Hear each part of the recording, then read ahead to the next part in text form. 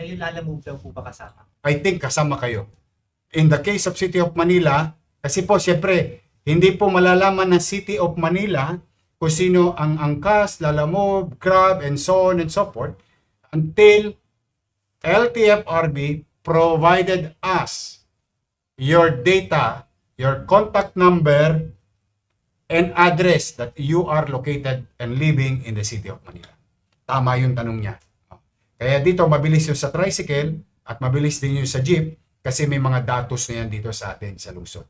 Pero yung mga rider, kasi sabog-sabog yan sa buong Metro Manila, so kukunin natin ang pag-aantabay ng datos, ulitin ko, sa LTFRB.